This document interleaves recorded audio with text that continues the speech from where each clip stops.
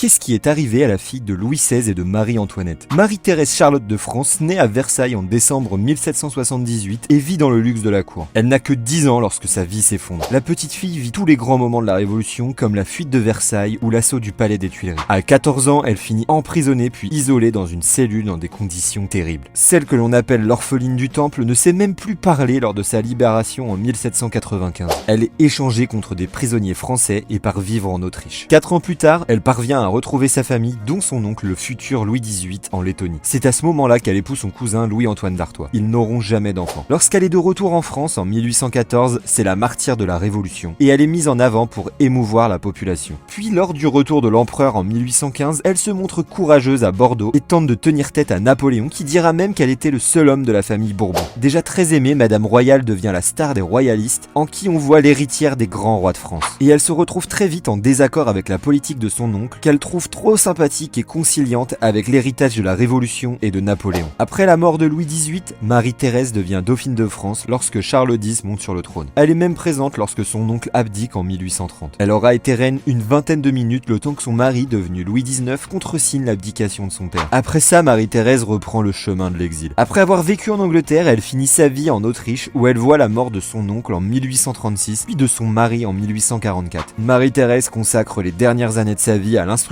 et à la formation de son neveu, le petit Henri V, qu'elle espère voir devenir roi de France, tout en se plongeant dans la religion. Madame Royale meurt en Autriche en octobre 1851, après une vie de rebondissement.